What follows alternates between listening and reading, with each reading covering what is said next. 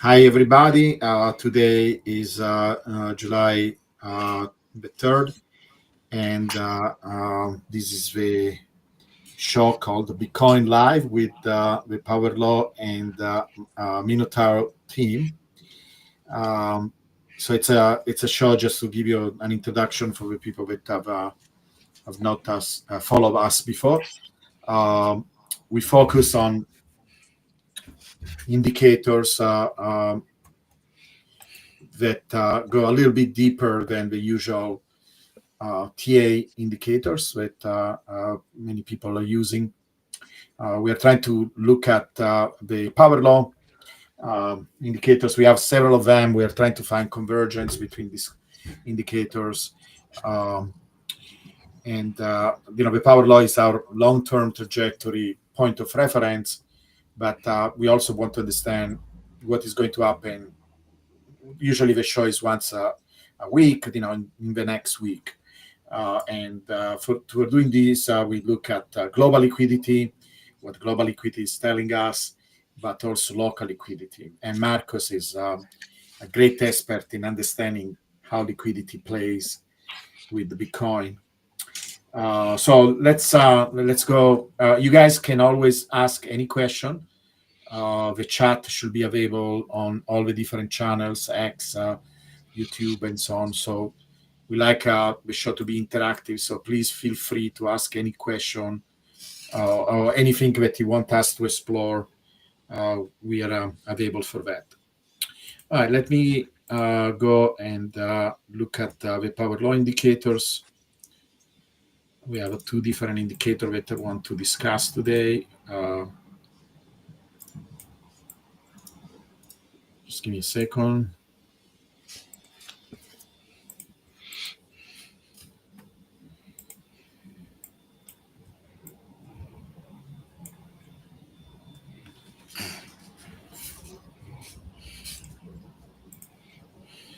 Okay.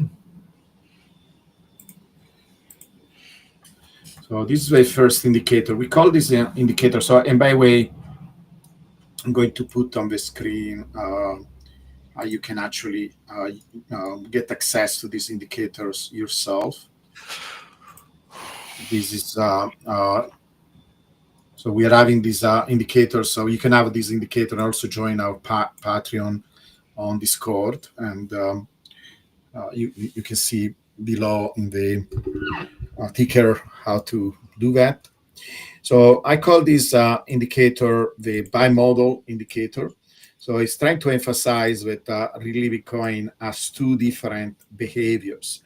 So we have one main behavior that is you can identify there are many different tools to do that, less or more sophisticated.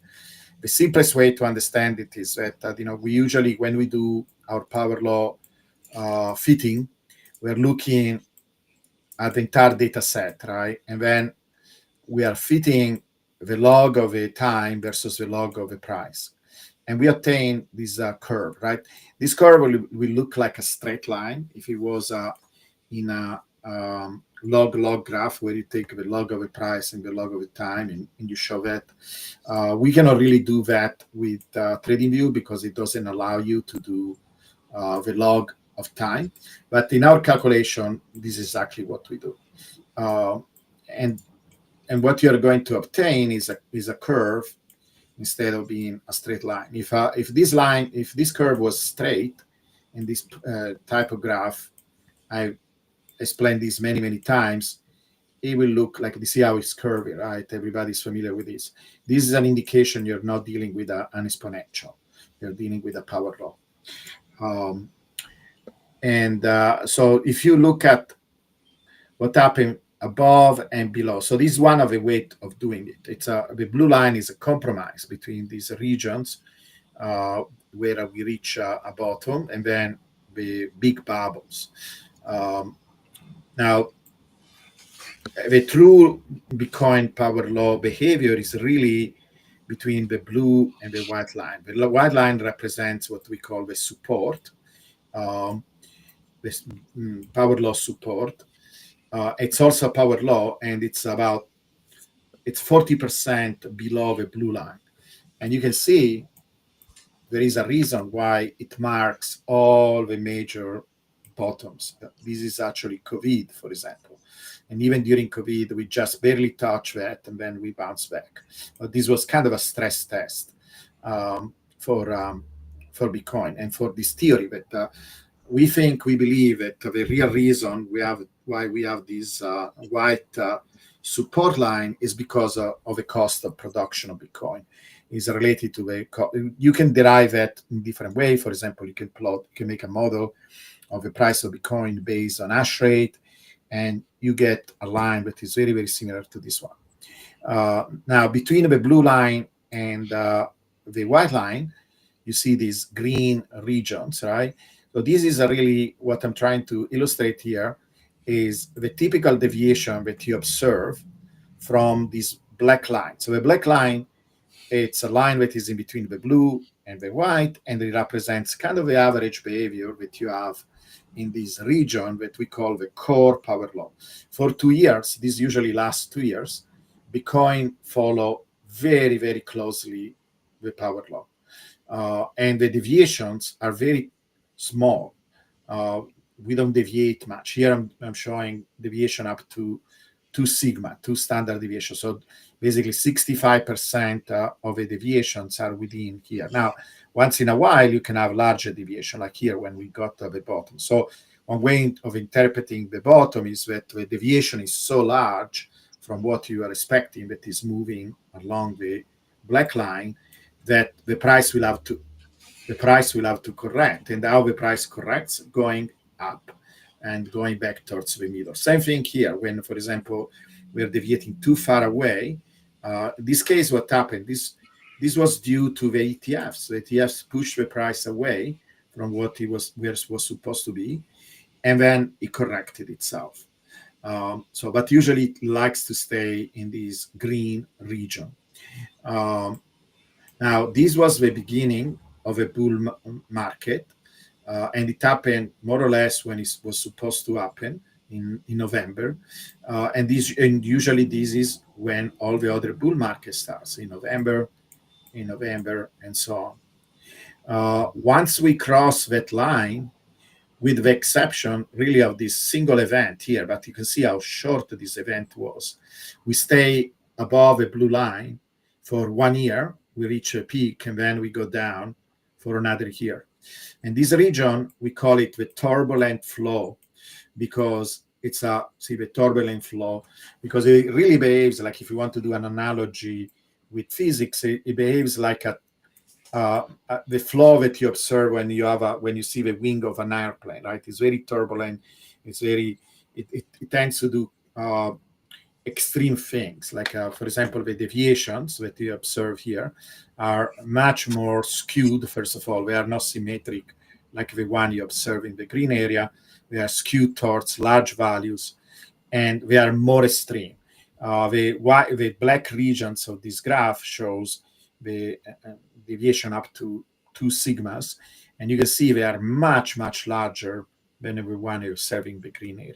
And that really explains why we have these big bubbles and large peaks, large deviation from the power law, because basically during this time, the Bitcoin behaviors is much more irregular with these huge big deviations.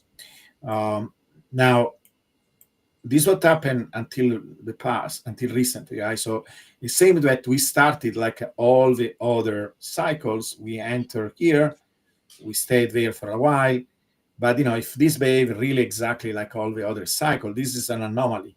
We will not have this situation where we went back to the core power law. It is weird. It never happened before. And then we recover, and now, this is why it's broken up many times. We kind of tested it over and over. Like I will say we kind of are in this red region again, but with occasional moments where we go back to it. That is really strange. This never happened before. it happened more like this, where during the core power law behavior, we cross a little bit the blue line and stay there a little bit for a while, and then we had a correction. But really never something like this. And so far, seems that the price doesn't want to leave a power law. It wants to stay along the power law. And these it will have been okay for a while. If it continues like this, trying to reach the usual peak that we observed in the previous bulls, right? And the peak usually here we had actually a double peak. One happened April, the other one happened later in quarter 4. Usually they happen in quarter 4, these peaks. So, and this is where I indicated, it's more than like really a point, is more like a region. I show, first of all, the peak. Like if we had a double peak, the peak last time was around April, and it's obviously we didn't do that. Now the next opportunity for a peak, it's any time between, I would say, November to the end of the year, maybe even October. But the price and previous calculation, we discussed this many times, says 200K, and this is where it is visually. So Bitcoin will have to do. It's not impossible. I will not exclude it yet. I will say we will have to wait until August before we can say that this time is really different. We don't have the usual cycle. There are a lot of indication that we don't have a usual cycle, but there's still a chance to reach some kind of a peak and then a strong correction. But more and more time passes, more difficult it is. Now it's weird because the power law is not broken. If anything, actually, the fact that we are not leaving the power law makes the power law model even stronger, because usually, the only reason why we continue to have a long-term power law is because when we went up, we also went down, and we did it almost the same amount that we went up, we went down, and basically the bubble cancel each other to leave the overall power law growth. But if we continue to move along the blue line, basically we're following this middle path without these extremes. That is interesting, but I will be surprised if Bitcoin is not influenced by microeconomic cycles. It's possible that we do have a bubble, but it's kind of muted, right? Maybe we go to 150, 140, and then we have a correction. So it's still an open question. We are watching this thing, we are monitoring, we are reporting every week. But all what we can do is, this is where models are good, even when they don't work out. In this case, the part that doesn't work out is the usual structure of a cycle, because of a power law. I say, if anything is stronger than ever. That is actually the problem, right? Because we like to see a deviation and then a correction, because there is some excitement, there is some usefulness in having cycles, because they bring in people. People get excited about price action, higher prices, even if you have a correction. But people think that nothing is happening. It's not true, because we are moving along the power law. So if you're looking since November of last year, we have gone up with this pretty fast equation that is, the price is proportional to the time to the power of 6. It's just that it doesn't look like, at least so far, we have these extreme deviations like in this. So the turbulent flow, it's very tamed. We don't see anymore this turbulent behavior that we have seen before. So it's something that, it's a little puzzling. I am okay, if we continue to follow the power law, because it's the backbone, right? It's one of the few things people don't realize, that when people say, "Oh, numbers go up," okay, how do you know? Well, my view, my world view, I know, because we have followed the power law for 16 years. So while it's not a guaranteed, it's something that Bitcoin has done in a very regular fashion. So it will be nice if you continue to do it, right? Because then it give us an idea where we are going, how long it's going to take to reach 1 million, 10 million, and so on. I think the power law would not be violated, but the cycle is another story. So this, this is what I have to say. That I was expecting, I'm still expecting a push towards this goal of 200K, and it's becoming more and more difficult as time passes by. Anyway, Marcus, I'm going to look at. I'll leave it to you. It is I. This, let me see. Let me Yeah. blow the dust off the crystal ball here. Tell us the See what future. we have. I can tell you what's happening right now, and it might Yes. shape, and it might just shape your future. Okay. Let me That's share all we my need screen. from you. Yeah. All right. Let's see here. Okay. All right. Let's see what we got here. All right. So here we go. We got our usual trading view chart here. I wanted to highlight a couple of things. We're using just as always. I just want a background here that says we use the perpetuals, the futures, because that's where the leverage is at, and where the leverage is at is where the price action is discovered first. Because leverage, like Giovanni was saying, leverage creates bubbles the fastest, and wherever the bubbles are, that's where they pop, and where the pop is where the price moves.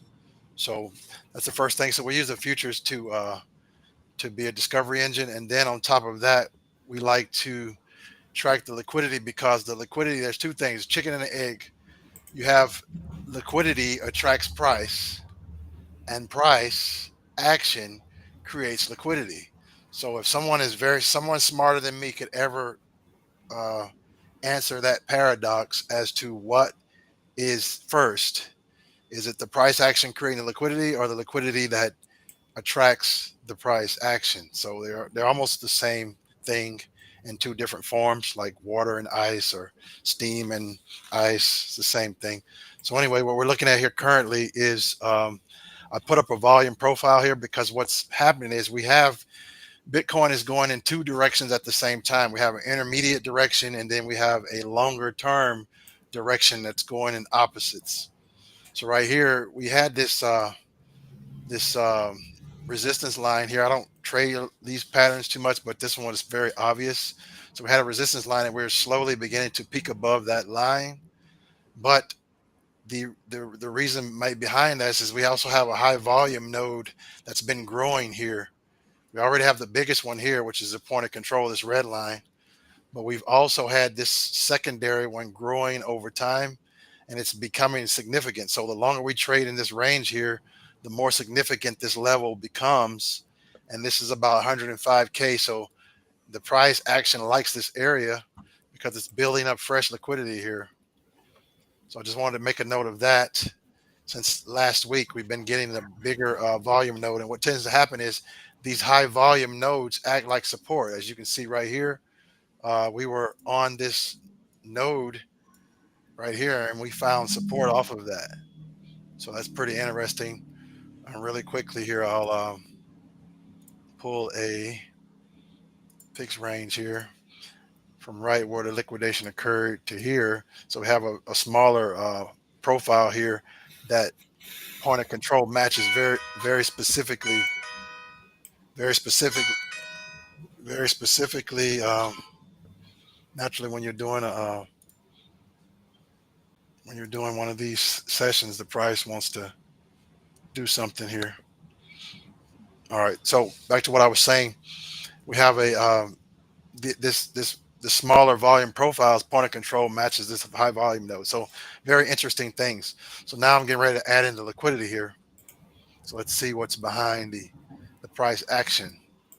So when we put the liquidity back, we're able to see that we're getting closer to this death pool here of liquidity, this high concentration that is almost assured that will be liquidated at some point. It's just a matter of when.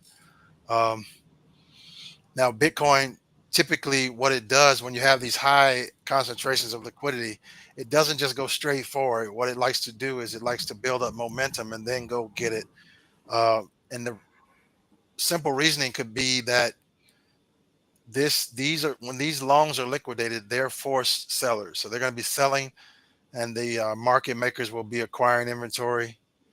And then it just makes sense that as you liquidate this side, the longs, you take that inventory and match it up here with the shorts, right? So that's going to be a tremendous amount of inventory that's liquidated. These are going to be forced buyers. So you need some inventory to sell to them. And currently, even though it appears that we're breaking out of this range, we are. However, the longer term time frame is still showing us that we're still liquidating the longs. And this is how the market will if you don't take a more macro view, if you get too drilled down looking at shorter time frames, you miss the big picture. So let me just take off the 5. You can actually see it even more clear right here that we're still in the process of liquidating the longs, even though we're going up. In the interim, we're actually going up. All we're really doing right now, we are zoom in here a little bit. We are actually just what I call sweeping the floor. There's a range here, as we already said earlier, and you have this internal liquidity that gets captured in here, and the price action loves to like sweep those liquidity, those little internal zones. So really what we've been doing is we've been sweeping some of this internal liquidity, and it's not really affecting the level where I drew this line right here. That's the level because we have an all-time high right here that we put in May. And well, yeah, the all-time or the recent swing high, and then we have this that's the level right there.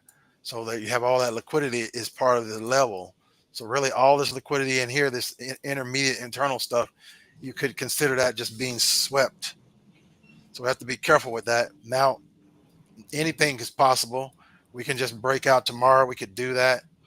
However, the longer term is saying we're still taking the long side, believe it or not. Even though all the price action is high, we're still taking this long side out. There's a major point of control down here. And there's also a 200 moving average. I don't have it showing on here. So there's a lot of confluence. We have liquidity, 200 moving average, the macro point of control there, and a considerable amount of long side liquidity there just sitting there also. So we have to be careful that everybody's getting all excited like we're breaking out, but the liquidity is saying we're not going anywhere till we finish this first. So just keep that in mind. Now there could be two outcomes here, probabilities. One is we are outside of this range here. We are clearly outside of there, but we're still sweeping internal liquidity. So we could do something like this, find support on this range, and then go forward like that. You're going to need some momentum to take this out. So we could do some scenario like that, or we could pull back from where we are now. What is the volume, the total volume there on that red region? Do you have an idea? Yeah, it's in the billions. it's I can get you. I'll get you some numbers on it next week, but Okay. this is a lot. It's in the billions because this is 3x, 5x, 10x, 25x, and it's been building for. I can get you the time. It's been building heavily since for 100. What is that? 160 days. Wow. So that's a lot of fried chicken there waiting to be served. So back to it's going to go. I mean that I don't like to make no one knows what the future is going to say, but hey, that's not there's no the market is not going to go into a bear market or go into a prolonged decline and let all of those shorts just sit there in profit, and it doesn't work that way. It is a zero sum game. Money has to be transferred from one wallet to the next or one account to the next, so that's got to be redistributed there.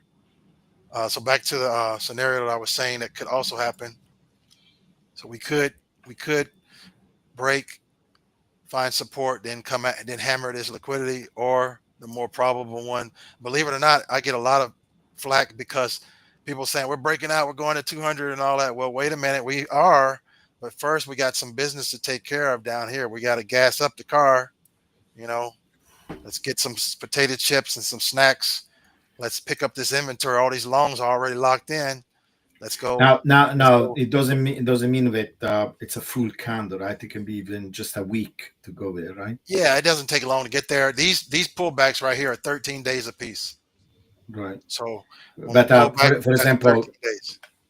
I just see these huge big weeks, right? There are these. It would just barely touched that area, Yeah, and like then for example, if we were to come back down here, we'll probably just wick into there and we're out. That's what we're doing yeah. because they're buying it back up, right? So the only thing is we got this big level here. We got all this liquidity here. They're already showing you that they're taking it. It's only been two impulses. The market loves to go in threes. So there's a lot there. There's a lot of confluence here.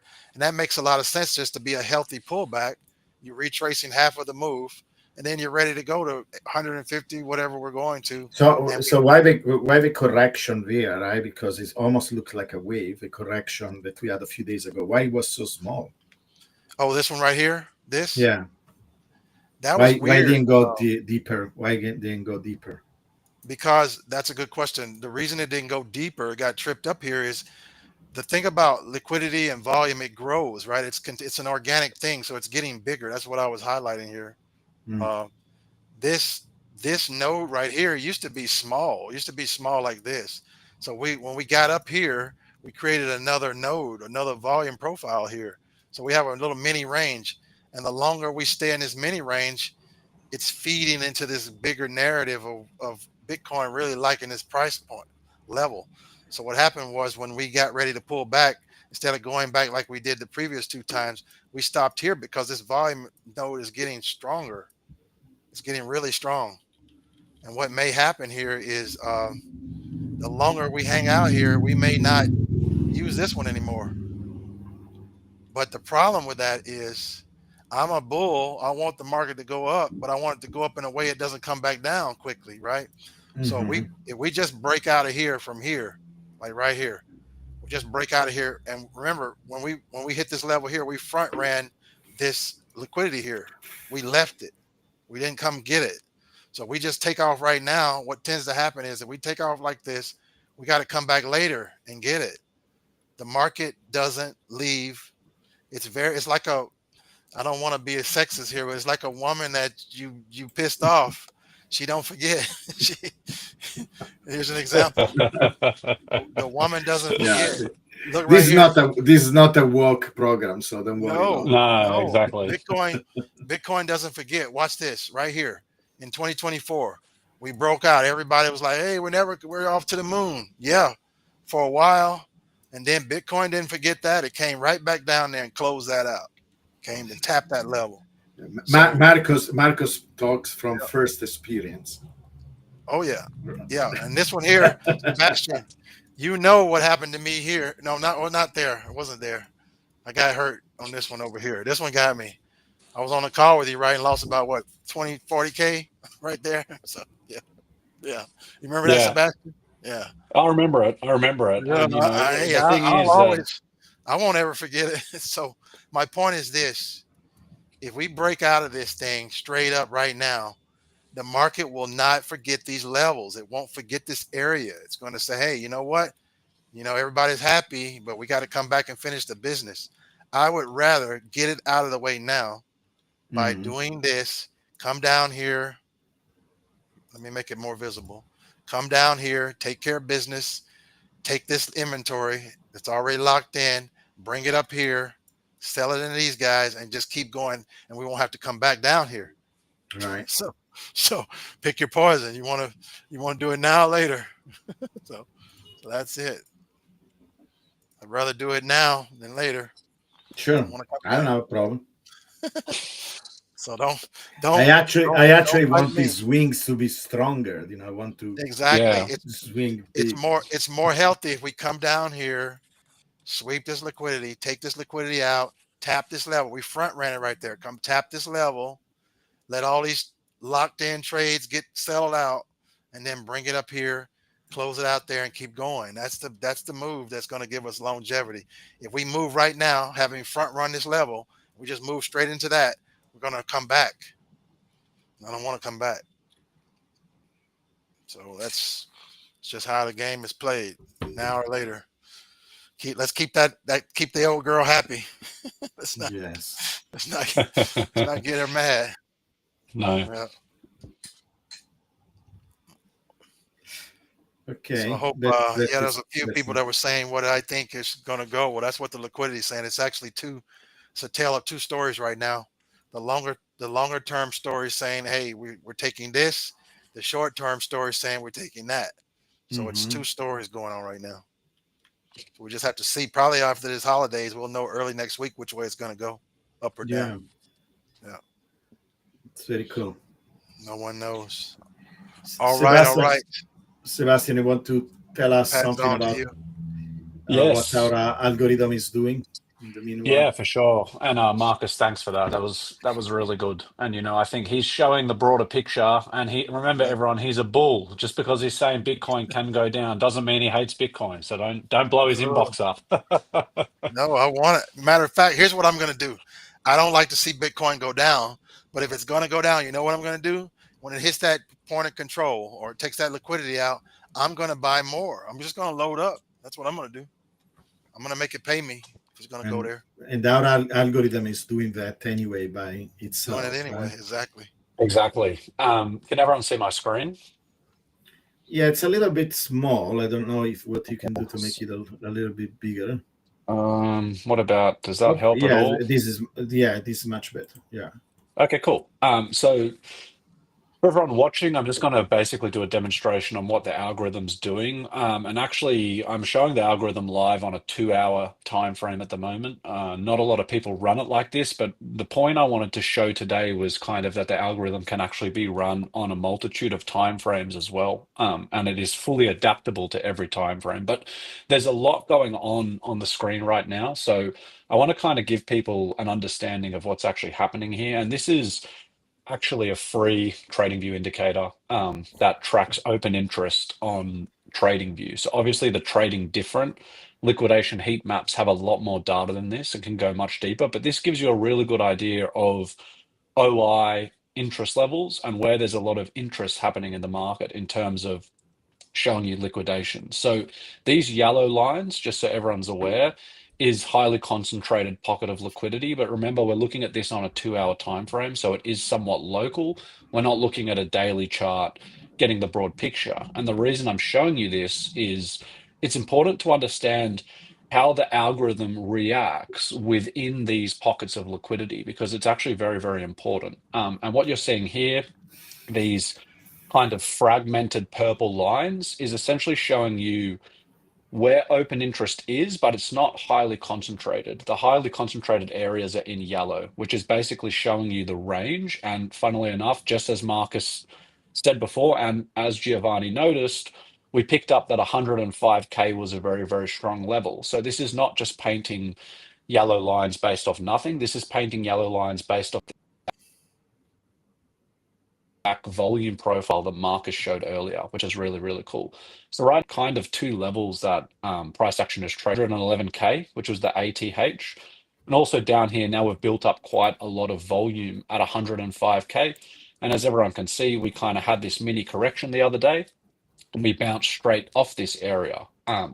If you go back and we take a look, it's cool to be able to see how the algorithm interacts with these levels. So it's important to understand that price is not reacting off these levels for no reason, right? It's not dipping to these levels and then reversing for no reason. It's doing it because there's huge amounts of liquidations occurring in these levels. And what the algorithm actually does extremely well, and probably its biggest strength, anyone that uses this can attest to this, is its ability to get entries in the market, which is something not a lot of people realize. I think people, when they think of algorithms, they think it's all about like the profit, but what it's actually about is the execution more than anything else. And as you can see, our algorithm is very, very good at picking up the local bottoms. As we can see, a couple entries here. We picked up an entry here. on this liquidity level, and we picked up another one here, right? And they're banging straight off these levels. Now, as you can see, we had a nice wick at 97K. There was a good pocket of liquidity there, and price just boomed straight back up, right? Now, our algorithm was holding on to these positions until it saw the time to have an optimal exit, and we rode this up and closed our entry here. And now the algorithm's actually already produced another long position, which is in a profit. So as we can see, the market's already run up and this position's already in profit. And now basically what will be happening is the algorithm will be looking to trade in these zones and picking up positions as liquidity builds. Now, if we come back, this is really cool to see. We can look at how the algorithm has also traded previously in these zones. So price here is around 101,000. So if we look at this previous inflection here, this is quite cool. The algorithm took a long position here around 104K. We had a huge run up. We closed our position here at around 109. What we did here was then we had a pullback and we took a long position. Now, if the market moves against our algorithm, that's completely fine. We're not fearful of price action going down. In fact, we encourage it because the algorithm, you want to think about it like it does two things. The first thing it does is it trades breaking out price action. So it trend follows. But the second thing it does, if the market moves against us, it uses technical DCA, right? So we're not afraid to pick up more positions on Bitcoin because we know when the rest of the market is selling, that's when a really good time for us to actually buy. So even though we took our first position here, that wasn't the greatest entry. And this is the other thing, right? The algorithm is not perfect. Sometimes it is going to make entries that aren't ideal, but Well, it's due to looking the for inherent, it's actually looking for to continue the trend there. That's why it does that. exactly, It has exactly, to do that because it's programmed to do that, and that's the right thing to do. You don't know when a new trend is going to continue or develop, so you have to take that trade there. That's what it's doing. exactly, Yeah. exactly. And that's a good point. And this is a really good example to show you that even when the algorithm makes, let's say, technically a bad decision, even though it was assuming the trend would follow, it's so forgiving because we've only placed one order. And if we get the trend wrong, look how good the entry is on this second order, right? We didn't just start buying up this range continuously. No, the algorithm's much smarter than that. Even though it made a bad decision, it realized now, okay, we're getting a lot of selling pressure, so let's hold off as long as possible before making new entries. And this is where the technicals really shine, because if you're just running a standard DCA martingale bot that's based off mathematic Math. deviations, it would have chewed this range up, and by the time you got here, you would have been completely out of funds. No, we don't do that. So the technicals really shine. We pick up a position, we pick up another position, we pick up another position. And as you can Right. see, the algorithm doesn't care if Bitcoin's price is going crazy up and down. It's holding positions until the time is right to get them out. And as we can see here, we take our last two beautiful trades and then we close in profit. Now, if we go back, right, this is cool to kind of, and this is why I wanted to show everyone the 2 hour time frame, because you can go back and really see the algorithm trading, not just in bullish conditions, but also in conditions that were very bearish. And I want everyone to pay attention to this because this was a huge liquidation event that happened a few months ago when Bitcoin's price dumped to 74K. And Giovanni was talking about this a lot. He was talking about how there was some strange things happening, things weren't adding up. And he was right because he was saying this is not the particular behavior that we need to see for a bull run. And what happened is we had a huge correction. So, what we'll notice first of all here, we closed a previous trade out, right, at around 87K. Once we closed that trade, as you'll see, the market had a huge sell off. The algorithm didn't take another trade, it waited. Then we took our first position here. We had a huge pump up, but it decided not to exit because it knew, based on what it was seeing from the volume, that we could pick up more positions and close at a later date. And I want everyone to see these entries now because it's very important. We pick up our second order here, market dumps. We pick up another order here, market dumps even further. Now we're at 74K. At this point in the market, most people going long were completely obliterated, right? There's no more room left in their bags to trade, right? But for us, we've only used a couple of orders. Once again, we take the last order here at basically the exact point where we had the bottom. I mean, look at that, right? Double wick here. And then what happens? The market, and obviously we had strong liquidity here as well. You can see by these inflection points. And then the market completely runs back up. And as I was saying, look at what happens. The selling pressure stops where the short side liquidity had built. And look what happens. We hit this level, come down, and we close our positions in a profit, right? So we were not even stress tested in this move because we're not worried about Bitcoin correcting by 30%, 40%. That doesn't bother us because it's built into our trade plan. We design the algorithm for the worst case scenario. And what that means is when these events happen, it's not fearful for us, right? We sleep well at night because of its ability to DCA into these positions and get out. So as everyone can see, it picked up this dip perfectly. And I mean, this was pretty violent, right? It was not like, a slow correction. As we can see here, just on this wick alone, I mean, that was 10% down just like that, right? So the algorithm has the ability to handle dips like this and not just 30% corrections. We can go much further than that. But it's important to see how the algorithm trades within these zones of liquidity because you can see how price reacts on these levels. And it gives you a really clear idea that the algorithm has the intelligence to be able to trade the volatility. And like I said, it works on any time frame. So if we go now to a 15-minute time frame and have a look at what's happening, we had these really strong levels here, and we basically broke straight through them on this breakout, right? So our algorithm started trading into this dip. As we can see, we've also got some nice fragmented liquidity here, right, that we bought into. And then we took these levels out. And now, as we can see, we hit more volume up here. And now the algorithm is trading this range. And what it's going to do is dynamically adjust every time it exits a position, every time it closes a trade.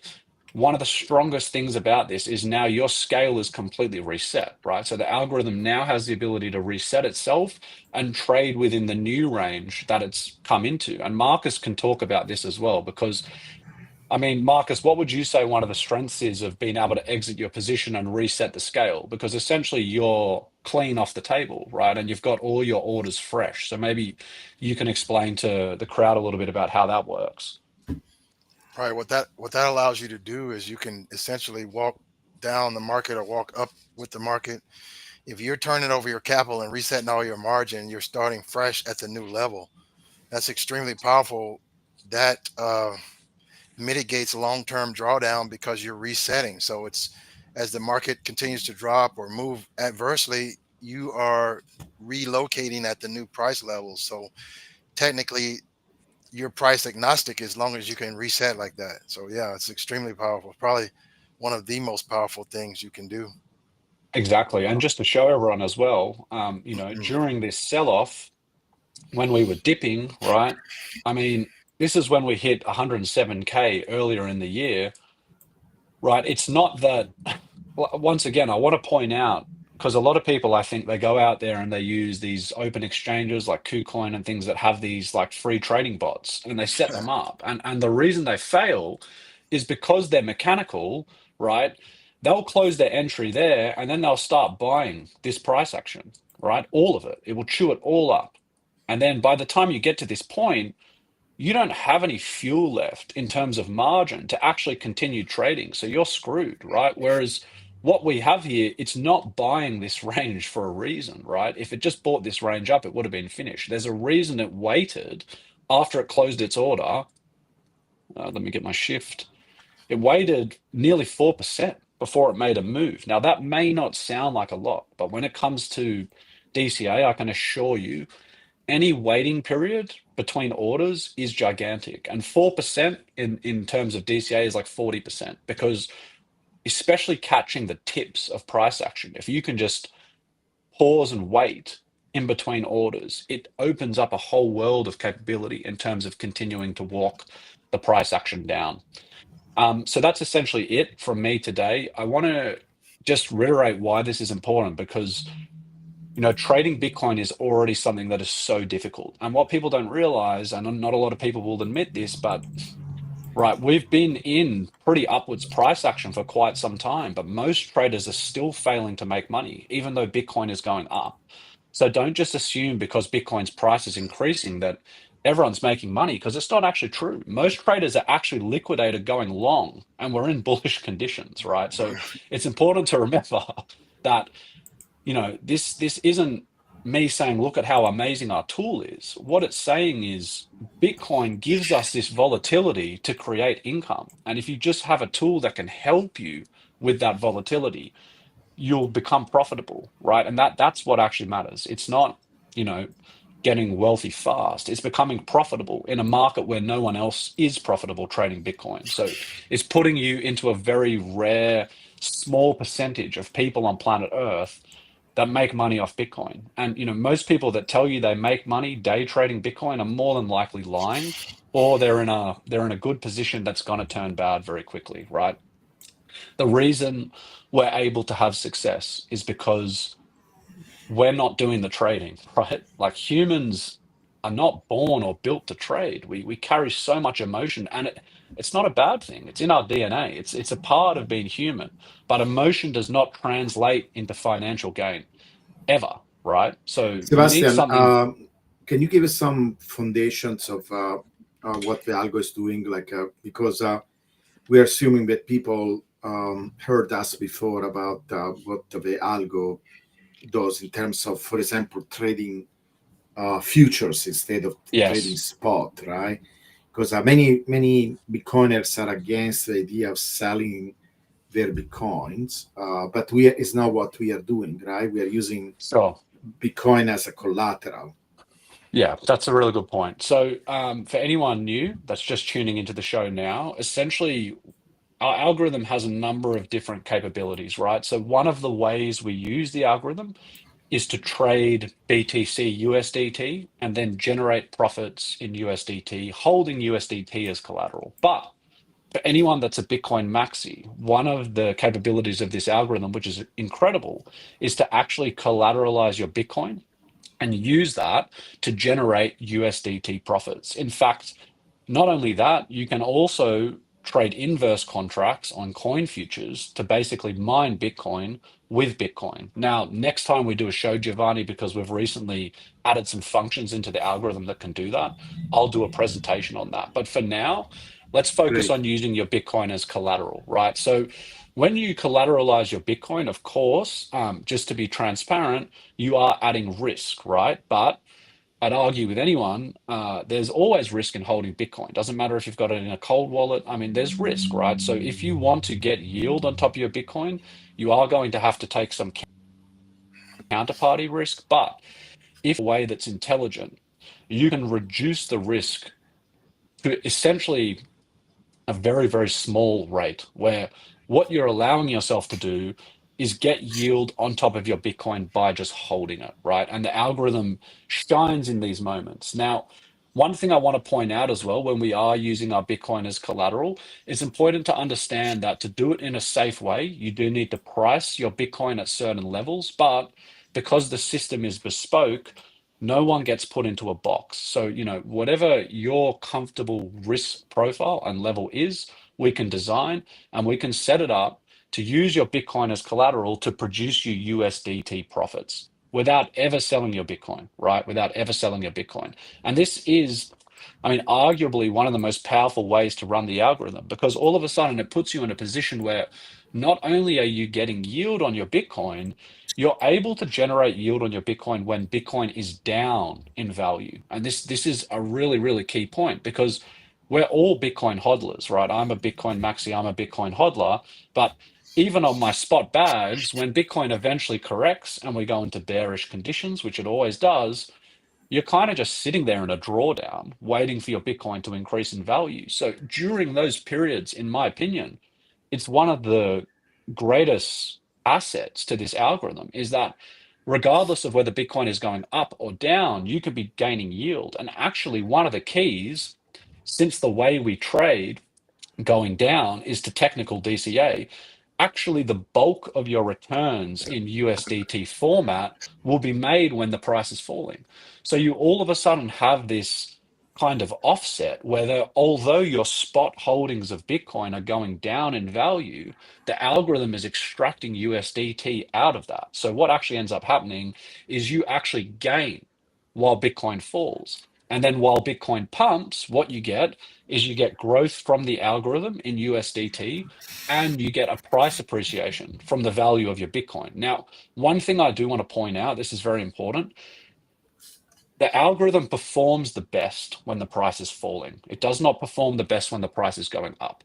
So in strong bullish trends, usually our algorithm will still produce you profits, but you're going to be making much more from your Bitcoin's price appreciation than the algorithm. That's inherently how it works, but that's fine because you're still gaining growth in USDT when price is going up, but it will be muted.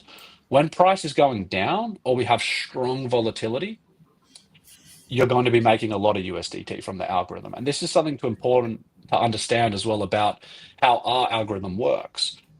We still are trading Bitcoin, and Bitcoin, as we said, Bitcoin is the wife. Bitcoin is Mother Nature, right? So Bitcoin still has to give us the conditions to be able to produce profits, right? We still only follow what Bitcoin does. And all of this is possible due to Bitcoin, not because of me, not because of Marcus, because of Bitcoin, right? And all the praise needs to be put on Bitcoin. But that being said, it's just important to understand that depending on Bitcoin's condition, the algorithm's returns and profits will change, right? They are dynamic based on what Bitcoin is doing, and that's important to understand. But having something that can be more profitable when the market is falling rather than going up, I can assure you that's very, very rare and very, very unique. So Giovanni, hopefully that explains a little bit more about what we do Thank, and using the thank you. Bitcoin. My pleasure. Okay, let's go through some questions. This is a question for Marcus. All right. Bitcoin Jake, how's it going? You're saying that it's healthier, or you're saying that I'm saying that it's healthier if we go down and sweep the liquidity to the downside to start an upward trend. I am saying that, but wouldn't we need some big time FUD or a major catalyst to send us back down to those levels? I feel like since the Israel Iran FUD didn't take closed caption. Yes and no. The news is a business. The news runs in cycles. The news sells clicks, it sells attention, it sells views, and it's going to cycle certain things in the headlines and promote certain things and suppress others. So it's its own business. Believe it or not, the market makers and the bigger players that can actually influence the market, they can take it down whenever they want to. So they'll move it down. They don't need us. What they'll do is they'll induce us to jump in and perpetuate trends that they start, but they do not need us, or they do not need the news to move the market down to 96 or wherever they need to move it to, because it's an inventory game for them. They see the inventory down there at 97. They know the distance that they have to move their books. They know about positive, negative portfolio expectancies. They have all that calculated in, and they know exactly how to do that. And what ironically will happen is when they start to move the market down, you'll notice the news will match it. The news will fall in line. You'll start seeing negative headlines and other things start to join in that negative movement. Or sometimes what they will do is if they happen to be fortuitous and get a negative headline, because you never know when a real negative impacting headline will happen, and then they'll take advantage of it. So if something were to just happen, some major war or something, yeah, they'll jump in there and take advantage of that because they do not want to telegraph what they're doing. But honestly, they don't really need the news to drive it. It helps if it happens, but if it doesn't, they can do it without it. Sounds good. Yep. All right. And we have a couple of compliments. We say there is some kind of power law club in Turkey. That is great. Hey, awesome. Hey, Thanks for tuning in, guys. We appreciate you. Sending me a DM and I want to join. I don't understand Turkish. But... hey, to my brothers in Turkey. Hey, peace and love. And Jake is a fan of yours, Marcus. Yeah, I like you. Bro. Okay, let's keep rolling, Bitcoin, Jake. DJ. Yes, sir. Okay, so unless there are immediate other questions, my dad, uh, many times I always mention this episode, right? My mom had three boys, and then there was my other boy that was my dad, and then my mom will make this big meal, and nobody said anything. Everybody was silent and so on. And my mama will always wonder, did you like the food? Nobody's saying anything, no compliments, etc. And my dad will say, well, if the troops don't say anything, that means the food was good, So this is what is going on. People not telling us anything, not asking anything means the That's food the is best good. compliment. Yeah. The best compliment. Everybody's happy. All right, guys. We will be here next week again. And Let's see we what are we got trying to next learn week. from Bitcoin. Yeah. Yeah, we'll It's a learn from continuous. Bitcoin. That's what we're doing. Yes. See what they got next week for us. Sounds good. All right. All right. See you guys. See you next week. Bye. All right.